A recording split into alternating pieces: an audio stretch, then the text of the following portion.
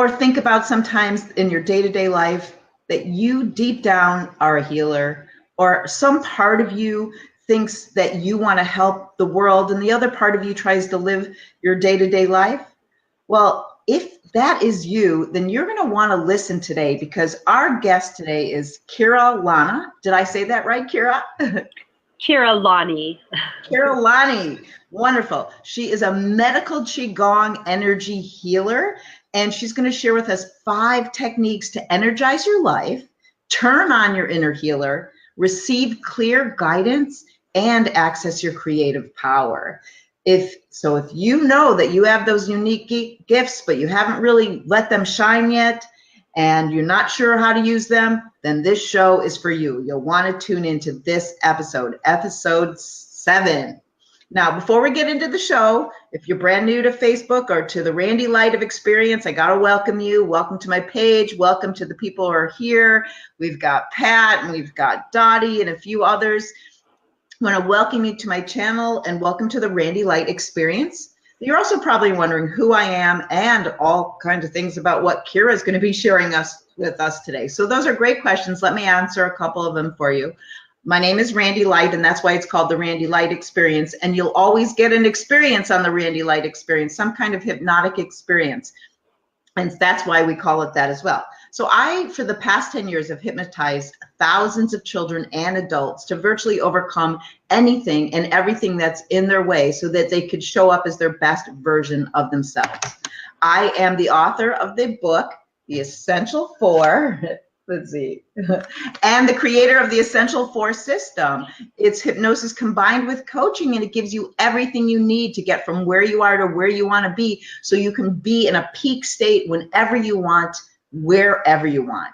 And it's all about managing your mindset, managing your life and your future. When you know how to get into the zone and be your best version of yourself, then you can show up and do the things that Keira is going to be sharing with us today. So another important thing, but I am going to introduce Keira Lani in just a moment. And I'm just so excited that you're here. So you might as well just say hello and welcome, and just how are you doing? Hi, Randi. I am doing great. And hello to everyone out there. Thank you so much for having me on the Randi Light Experience. So happy to be here. Super. I know I'm super excited to hear all these things and to dive right into it. And we're going to do that in just a second. But if you're listening to this live or you're listening to the recording, here's what I'm going to ask you to do. Press those buttons, those love buttons, those like buttons. Comment, let us know you're here. Send some of those bubbles across the sky or the screen. I like sky better. And share this. If you know someone who might want to know more about Qigong or tree Qigong, or that they're a healer, but they're just not out of the closet yet, then share this with them. Let people know, because this is going to be really cool and interesting, and you're going to have a great experience. So please, I am so excited to introduce to you guys medical Qigong energy healer, Keira. Keira, let's begin. Let's talk about some of those things. Let me just say hi to whoever's here. See if I can see. We've got, someone says Pat says he wouldn't want to miss that one. And Dottie says, awesome, Keira, she's here. So welcome, everybody. Keira, I'm not even sure where to begin, but I want to know, how did you start? Well, maybe we shouldn't start there, but how did you start communicating with trees? Oh, well, that's a great place to start, because the tree communication actually came before any of the Qigong energy healing skills were learned. I was in my early to mid 20s. I was a young mother, and I had moved back to the land where my mom lives, where I grew up. My mom used to take this walk every single day, and she had a tree she would visit that she named Grandpa Cedar.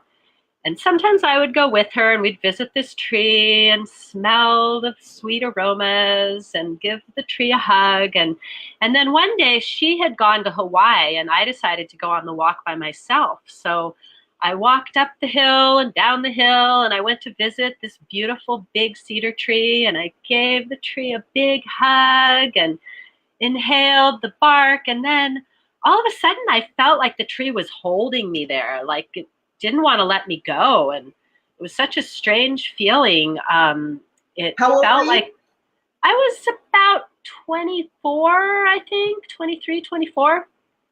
And I felt the energy in my belly that I now know is the energy of the lower dantian, as we would say in Qigong, go into the tree, all the way up to the top of the tree. And the tree's like holding me there. And then I felt like the tree was saying, where is she? Where is that person who visits me every day? I miss her. And so I imagined my mother sitting on the beach in Hawaii, and I said in my mind, Grandpa Cedar, would you please look out for my mother over there across the ocean? And then I said, and don't worry, we're connected now. We'll stay connected. And I gently withdrew myself, and I went back to my little house with my little boys. And the next day I sat in meditation, and I thought, gosh, I wonder if I'm really still connected to that tree. And so I sent my awareness back to the tree. And it was as if the tree took me on a journey. I found myself floating in an electrical network of energy. It felt like it went around the entire globe. And later, I called my mother to tell her about this. I was like, wow, Mom, I just had this most amazing experience. And she said, wow, I was wondering why Grandpa Cedar came to me when I was sitting on the beach yesterday. And so I was like, okay, this is something real is happening here. And then years later, I found out that through a book by Paul Stamets, who's a famous mushroom guy from Washington, he wrote a book called Mycelium Running. And he talks about the connections that the mushroom roots make with the tree roots and how they communicate. And there's a picture in that book of the mycelial network that looks exactly like what the tree showed me that day. So I realized that the tree had shown me something real, and this wasn't just completely in my imagination, even though, of course, it partially is. That's kind of how we connect with energy, is through allowing ourselves to open our imagination. That's one of the ways that we can learn to feel things that don't necessarily seem tangible at first. Let me ask you something. Okay, Yeah. so was that one of your first really spiritual experiences like that, or is that just common? Well, to be honest, my first real spiritual experience happened when I was 5 years old, because I was raised by someone who meditated, and I was raised by someone who believes in reincarnation and spirits and things like that. So this was pretty out there even for me, but I had already been kind of taught to think of nature spirits, the trees having spirits. And like I said, when I was 5 years old was the first time I decided on my own to sit in meditation. And I went on a journey at that time where I went on a little path through a garden, and I climbed a tower of light and met a being of light. And so that at 5 years old was my first intensely spiritual experience. So I'm blessed with that background. Well, I mean, I remember my first spiritual healing experience, and I was in my early 20s, just learning about chakras, and back then they taught us to suck the sickness out instead of channeling the healing energy in. And so I was working on my girlfriend, and I got down to one of the lower chakras, and I felt this blast of energy go into my hand. I thought that was so cool. And then I was sick for a couple of days. So I was like, no, I'm not doing that anymore. So, but I would bet that a lot of people would love to have some of those experiences. I also know that when I personally have done Qigong, and I did a practice for a period of time, and oh my God, I could really feel energy and feel movement. So how long have you been practicing Qigong? And then we're going to get into the five strategies for sure. Yeah, so I started practicing Qigong in 2010. So I guess it's been 8 years since I went through my first advanced trainings. I started more in the earlier summer, but I was first exposed to it actually in 2005 when I was going through my initial yoga teacher training, because yoga is a really long, from my childhood experience for me as well. I've been practicing yoga my whole life. And when I was doing my first yoga teacher training, a friend of mine was going through a Qigong training, and he shared some things with me and gave me a book. And that was when I learned my first Qigong meditation. And it was so powerful. It was a dissolving meditation that I brought it into my practice, and I started teaching it to my students back then. And then, so I knew then that I was going to have to learn more about this amazing energy art. And eventually, after going to massage school and learning many other things, I found my first Qigong teacher, and I've never looked back. The last 2 years, I've studied with some even more amazing teachers and really gone in depth. And it's interesting. I have learned some energy pulling techniques, but it's very important that you're pulling it through and sending it out, not pulling it into yourself, right? I was like, whose idea was this? So, hey, anybody, if you guys are on right now and you're liking what's happening, please send some of those bubbles, comment so we know you're here. There's a few people who haven't said hello yet. Say hello or ask a question, and we're going to get really into this. I would love to hear more and more, but let's get into the five techniques to energize your life, turn on your inner healer, receive clear guidance, and access your creative power. Who doesn't want that? Yeah. I know I want it. Yeah, we all want that, right? So the first thing to learn is to use your breath. And breath is probably the most, I won't even say probably, breath is the most important thing to be aware of in terms of energy awareness, in terms of accessing deeper levels, but really at the most basic level in terms of life, right? Because we can go for a month without food. We can go for a couple days without water, but how long can we go without breathing before we die? Just a matter of minutes, and we start losing brain cells, and then we're out. And so breath is the most important nutrient. So you can think of breathing as feeding yourself on every single level. Not only does the breath nourish your body, but it also connects you to your energy, and it connects you to your spirit. The breath is considered in yoga to be the penetrator. And in Qigong, the breath is connected to the Qi, the life force energy. And so at the most basic level, just take a deeper breath now and then. Doesn't that feel good? And then you may have noticed, if you did that with us, that brought you into a more open posture. Just the act of breathing can connect you to an opening of your posture, which is the second level of technique that we go into in terms of opening to our true gifts and accessing our intuition, bringing out our creative power, is to open our body physically through postural awareness and through movement. And so there are a lot of movements that we can do in Qigong. Qigong involves slow, mindful movement. But again, at the most basic level, it is postural awareness.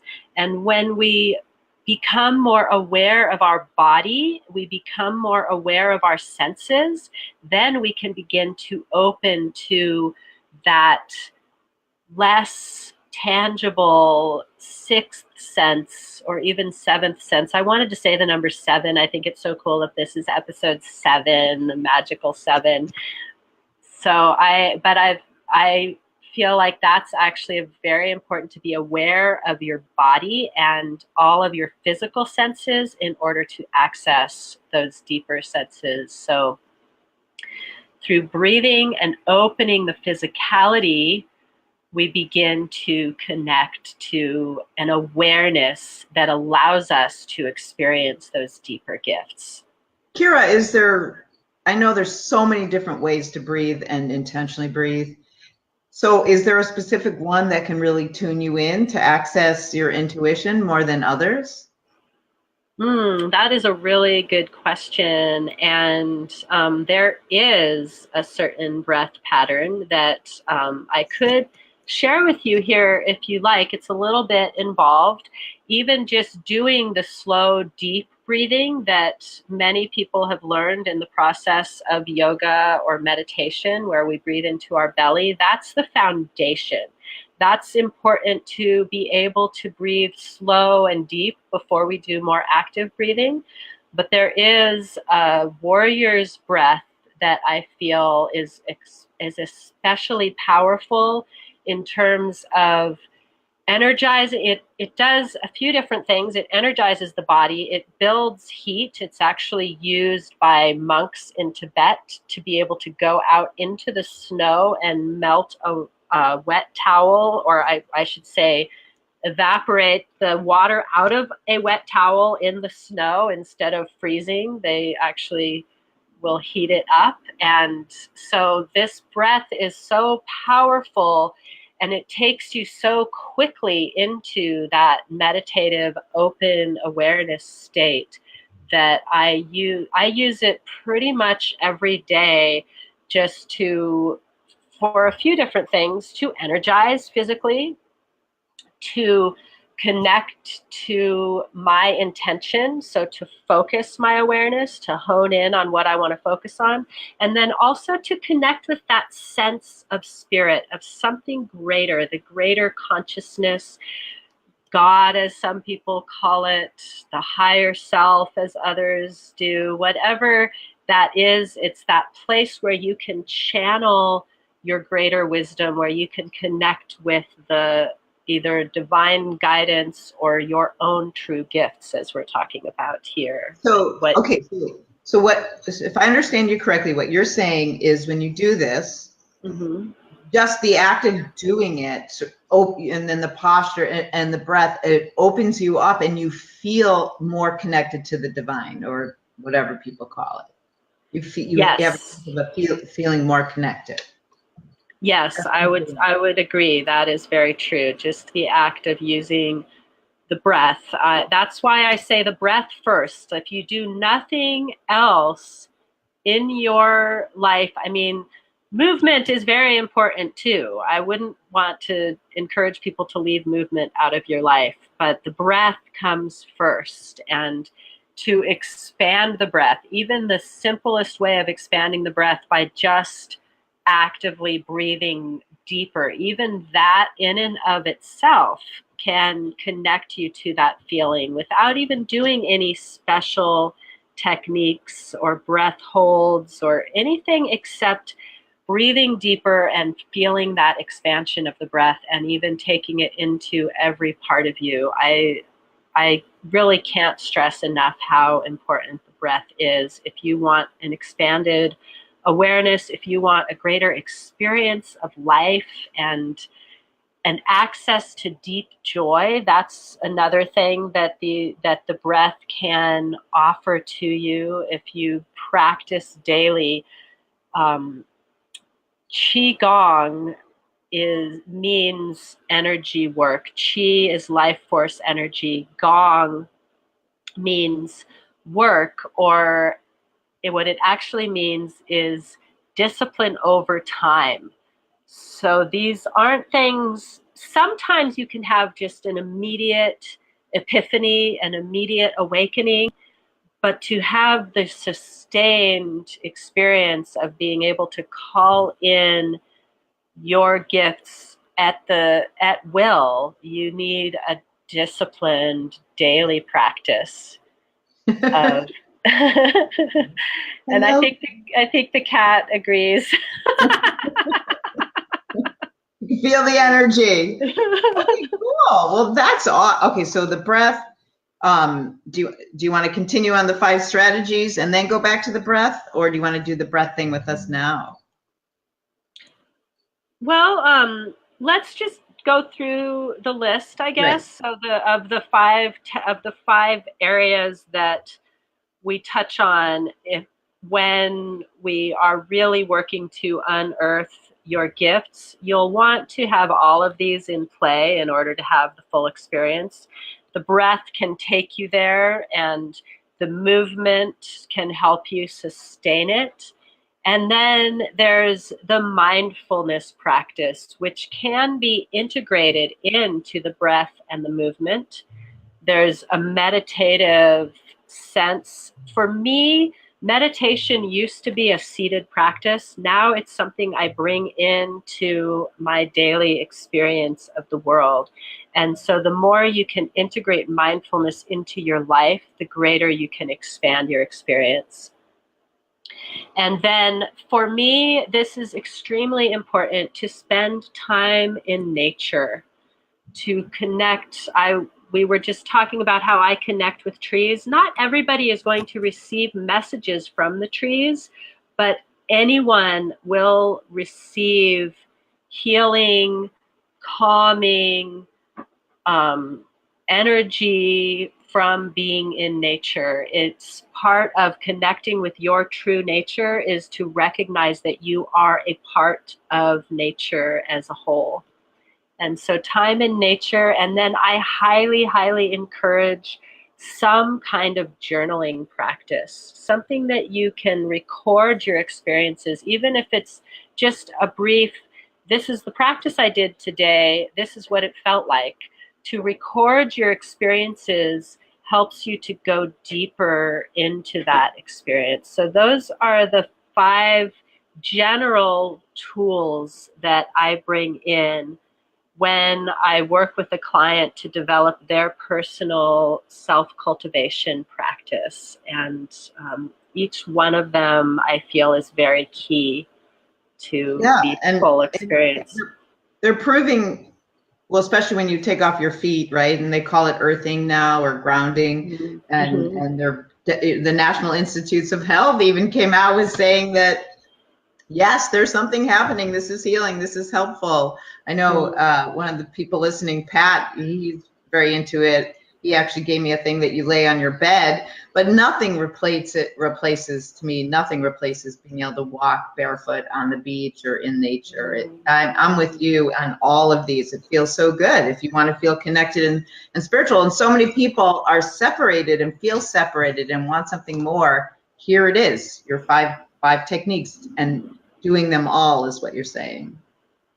Yes, doing them all is important, and definitely there's really no way to stress how much just by bringing in, it's just like bringing in all the parts of yourself to participate. Like I was saying, experience all of your senses, and then you can open to the more subtle awareness of energy.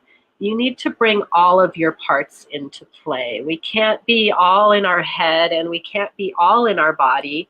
We can't just be all about our emotions. We need all of our parts to come in and play and be present to really have the fullest experience of life and to really be bringing forth our true gifts. And so being present is kind of what I'm talking about, being really in the moment, aware of what's going on, aware of what you are experiencing. And so that's why we have to bring in all these different tools so that we're really fully engaged. All right. Well, I would love for you to take us through a process to help us connect. I'm ready. Okay. For those, hold on though. There's those multitaskers that are watching or listening. You might want to stop what you're doing. You have a moment here to stop multitasking and get on board with it, because this is a great opportunity. It's just a free gift for you. So, Okay. Keira, take it away. So I feel like, Randi, that you asked me for this specific breathing practice. So we're going to do a more active breathing practice rather than a quiet meditation. I think probably on your show your audience gets a lot of quiet meditations. So we're going to shift it up for them today and do a more active meditation practice. This is still, I actually really recommend this Warrior's Breath practice as a prelude to a quieter meditation. So I'd love to hear feedback and comments after you all try it, see what it feels like.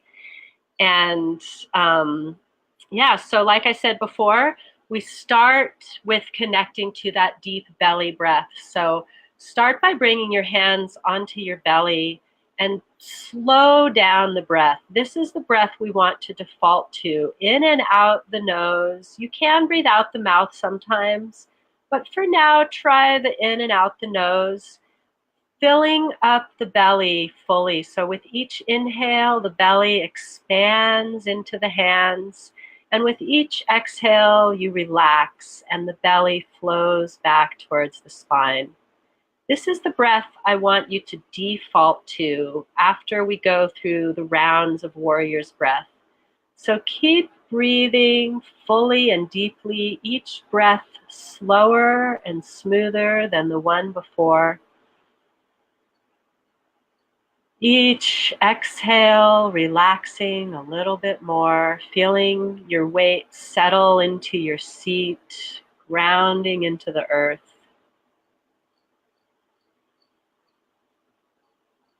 Now keep belly breathing while I explain the next part. The warrior's breath is going to still be a deep, full breath, but it's going to be an active breath into the chest. And it's going to actually move you back and forth in a rocking fashion. So now take your hand onto your chest. Trying not to touch my microphone while I do that. So with your hand on your chest, we're going to take 5 active breaths together. These are going to be full, deep, very strong breaths. So it will make a sound like wind rushing through your nose, and it will move you in a swaying motion back and forth. So we're going to start together with an exhale out of the mouth, and then we'll do 5 strong warrior's breaths into the chest, feeling the chest rise. So on 3, we breathe together. 1, 2, 3, exhale. And inhale back. Out. 2. Out. 3. Out. Slowing it down for number 4. Out. And number 5. Hold for a moment and then exhale slowly, relaxing, softening, and return to full, deep belly breath.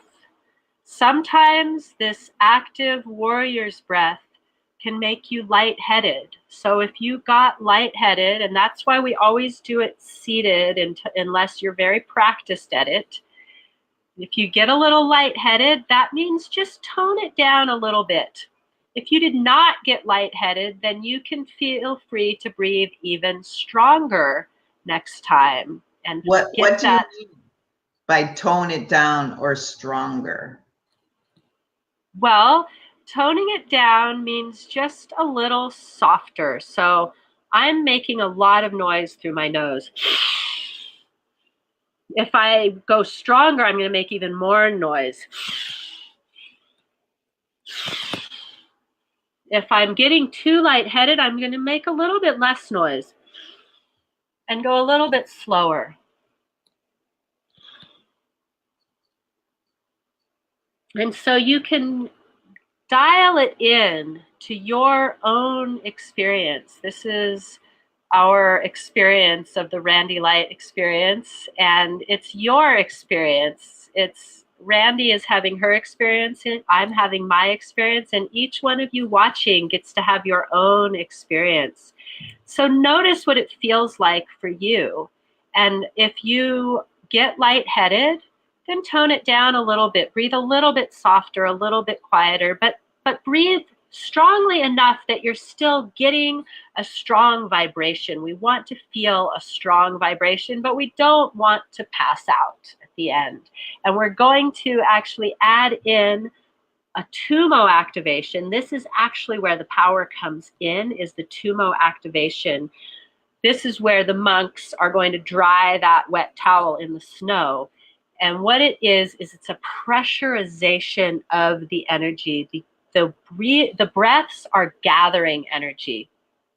And this next time that we do it, at the top, when we hold, we're going to hold for a moment and we're going to swallow the breath down. So we'll actually swallow saliva and then bring the breath from the chest to the belly. So actively push the belly out and relax the shoulders. And the pushing out of the belly is pressurizing the energy in the belly. And then we'll hold the belly out and we'll exhale through pursed lips as slow and smooth as possible, as if you were trying not to blow a candle out, as if the flame wouldn't even flicker in front of you, as if the dust would not even move from your breath.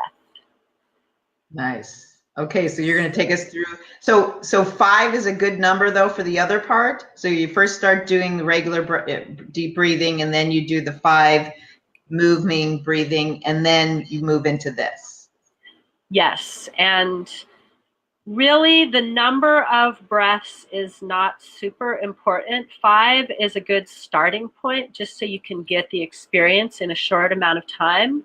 You can do 7, you can do 9, you can do 10, you can do 108. Well, if you're just practicing on your own. But we're going to do 5 today just because the experience, actually, we gather a lot of energy through the breaths, but the experience really happens when we pressurize and get that energy circulating. So what happens is it's like a hose. If you just turn your hose on and you're watering your garden, the water just kind of goes down, and then maybe you want to reach the flowers that are way on the other side of your yard and you don't want to have to walk over there, so you put your thumb over the end of the hose and it squirts out. It's kind of like that, what we're doing. We're pressurizing it, and then it circulates more strongly and more powerfully, and it opens our channels up. And it actually, this breath has been scientifically shown to increase oxygenation of the blood. So on the physical level, you're actually bringing more oxygen to every part of your body. A live blood analysis was done on this exercise, and the before the breath, the red blood cells were all stacked up and stuck together. And then after one round of this breath exercise, all those cells were floating freely through the blood. And so you can also, yeah, so it's also a really powerful, just disease fighting, immune boosting. It has so many amazing benefits. So yeah, so let's try that. Okay. So we'll do it again with the exhale first, the 5 breaths. We'll swallow, relax, and then the slow, steady exhale. All right. So are you ready? I'm ready. You guys ready? Yay. So we'll start with just a regular deep breath as I'm counting 1, 2, 3. Exhale. And inhale back. Filling the chest out. And 2. Out. Number 3. Out. Even deeper for 4. Out. And number 5. Hold at the top, swallow, round the belly, relax the shoulders, open the lips, and exhale so soft, so smooth that the dust does not even move before you. Allowing yourself to relax, keep the belly out and down. And when you reach the end of your exhale, return to that deep, natural belly breath.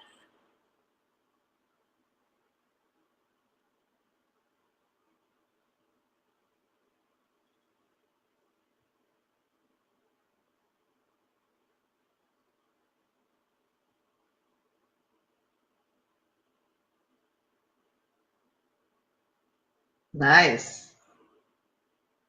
How does that feel, Randy, after just one round? I feel good. I feel really good. I like it. I like the movement. I like the breathing. I know intentionally breathing can do a lot of miraculous things, let alone what you just said about the blood. That's awesome. So this is simple and easy to incorporate into our lives, as well as what everybody else, all the other things you said too. And we're going to have to wrap up, but that was fabulous. And if you guys liked it, say something. Say you liked it.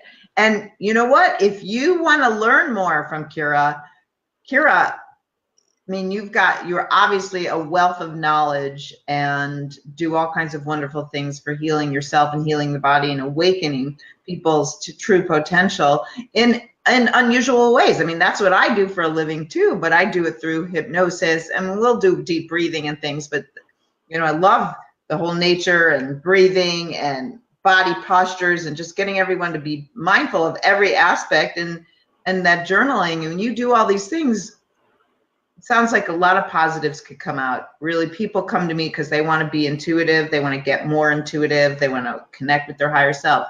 So, Keira, if they want to work with you, if they want to learn more from you, what can they do? How do they get a hold of you? Yes, thank you. So I am very present on the Facebook world, so you can definitely reach out to me, Keira Lani, on Facebook. I have a couple of pages because I have my Inner Synergy page, and I just created a Qigong retreat page. So if you're interested in working with me live in nature in beautiful places around the world, you'll definitely want to check in with the Qigong retreat page. And if you want to work with me one-on-one in order to enhance your personal gifts, you'll want to connect with me on Facebook. You can also find my website, practiceselflove.com, has some information there. But really the easiest, since we're here broadcasting on Facebook Live, is to reach out to me here on Facebook, connect with me, let me know what you're up to and how you would like to enhance your life and enhance your gifts, bring out more experience, more opening, and more like you said, reaching your highest potential is really what it's all about. So, right. This is called, helping you become a peak performer, and whatever that means, as an intuitive, as a breath worker. So we could do some of those amazing things that the monks could do if we would just spend the time practicing it, Yes. And we can influence our own innate healing for us. I mean, I know when I do hypnosis with people, I thought it was so funny because you're like awaken their inner healer, and I have them meet their inner healer and go into their temple of healing and meet their inner healer and do some healing work. So we need healers. So I encourage you all, if you liked this, to reach out to Keira, learn more from her. She's obviously a wealth of knowledge and can really help you. And I'm going to say the same thing. If you want to learn more from me, I'm Randi Light, randilight.org. You can reach out on Facebook, but I'm going to offer a complimentary coaching call. So if you know that you have something that you want to break through, you want to tune in a little bit more, then definitely get a hold of me, private message me, or reach out to me at randilight@gmail.com, and you can get a complimentary coaching call, whether you're listening live or listening to the recording. And I also have to let you all know, including you, Keira, if I am going to be training people to become hypnotists in November in Northwest Indiana. It's 6 days, 60 hours, and it will transform you and your life, and also awaken your inner healer, so that you can really make a living helping people. So that is the rest of the show. I love all you guys. Thank you so much for joining us and being a part of this. Thank you, Keira. I just loved today's show and what you shared with us. So I encourage you all to reach out. I do have to say that I am going to be in Vegas, and I'm not going to do a show next week. You can watch this show or a different show to practice and remind you and learn, but I'll be following back up in 2 weeks, and I'll stay consistent from there. So bye, everybody. Have a wonderful, wonderful evening, and thank you, everybody, and thank you, Keira. Thank you, Randi. Thank you, everybody. All right.